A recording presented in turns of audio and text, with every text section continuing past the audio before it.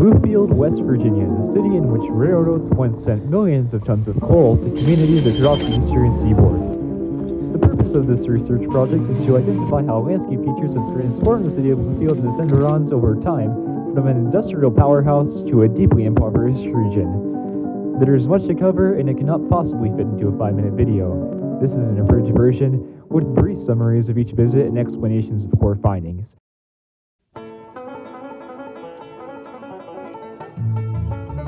Southern West Virginia was a land of tremendous bounty when John Fields, captain of the Norfolk and Western Railroad, surveyed it in 1882. While even Thomas Jefferson was aware of coal seams in the region a century before, now the burrowing of the Elkhorn Tunnel between two of its watersheds unleashed a barrage of resource potential for the eastern seaboard and beyond. The area grew explosively, and Bluefield was incorporated in 1889 to organize a shipment of coal from its hundreds of new mines. By 1910, Bluefield facilitated 10 million tons of coal every year, though its rapid growth made it a disorganized, nearly lawless place. It reorganized its government in 1921, and a man named Clarence Ridley organized a 5-year plan to turn Bluefield's cityscape into an icon of its prosperity. Though the Great Depression severely impacted coal production, it once again shot up during wartime to satisfy steel demand. From there, the city entered a golden age. Beyond the coal itself, it had a vast secondary economy catering to both the railroadmen and Roanoke tourists looking for a weekend getaway.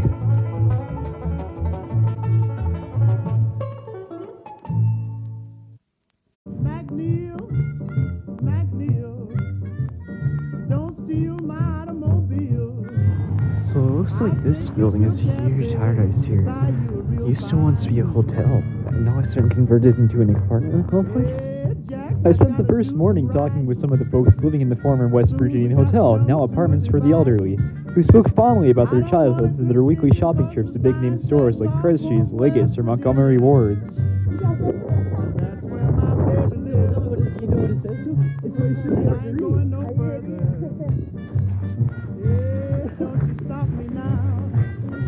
There's too much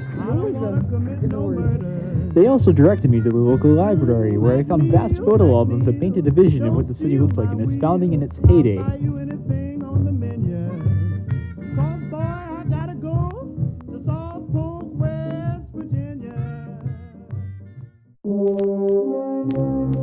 There is a mutual connection between the landscapes of Bluefield and those of the hollers that surround it on all sides, as this is where the black gold comes from.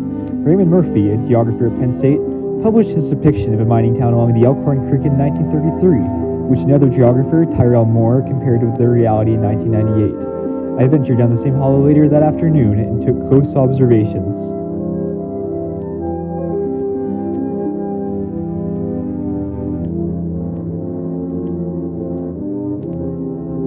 Lucky sat where the road finally plunged to the bottom. 2 miles upstream from where Little Creek would flow into Tug Fork and past the town of Matewan, where over a century ago, Union mine workers would engage in a shootout with the Baldwin Felts Detective Agency that for years had been trying to shut them down. There were a few nice-looking trucks leading up to Lecky, but at the intersection that marked the center of town, nearly everything was abandoned. The Lee Davis store, named after the local notary, likely had not been in business since the 1980s, but the red signpost still made out most of what it once was.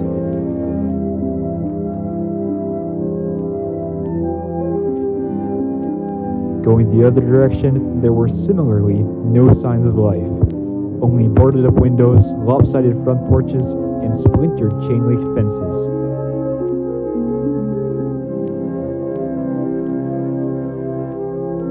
On the last of these dangled a tattered American flag.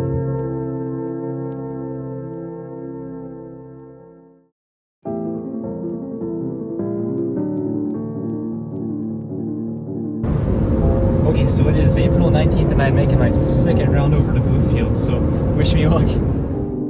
The first stop on my second trip was Bramwell, a small village about 5 miles northwest of Bluefield that in fact predates this larger city by a few years.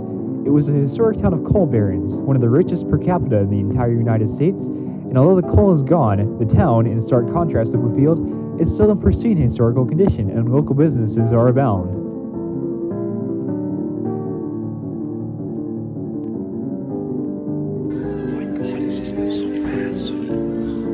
I talked with the owner of a local Mexican restaurant whose son gave me a walking tour of the town.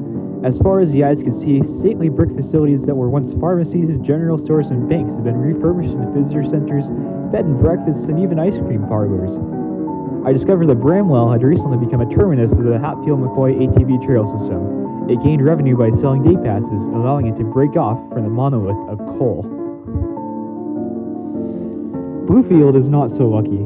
Its prosperity has always been inextricably tied to coal and railroads, and both of those have suffered tremendously since the 1950s. Nowadays, just a handful of men can mine the same tonnage that 100 could in 1950, and American railroads have largely been neglected in favor of interstate highways, such as I-77, which bore into the East River Mountain in 1974.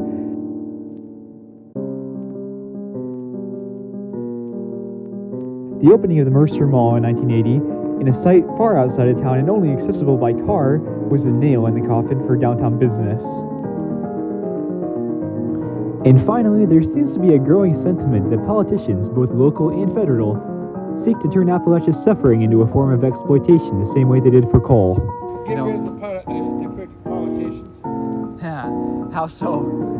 Just get rid of them. Yeah. But nevertheless, Bluefield is still alive with hope. On Easter Sunday, I took my final visit to the town to attend service at the 135-year-old Scott Street Baptist Church, and it was magical.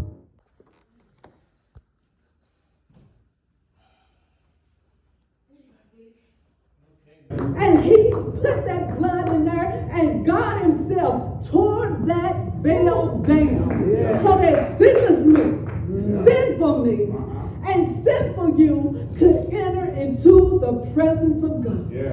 There is no fear in love, but perfect love casts out fear, because fear hath torment.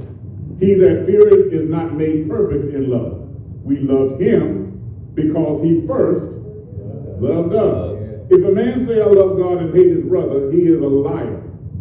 For he that loveth not his brother whom he hath seen, how can he love God whom he hath not seen?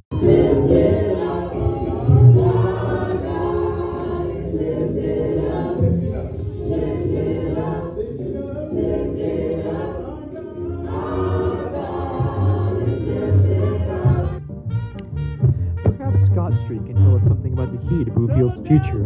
While I do not profess to have all the answers, rebuilding the town might begin with looking at its past. By this I don't mean coal, but by forgoing the desire to build ever outward, and instead rediscovering the insular, tight-knit community it could once find in itself.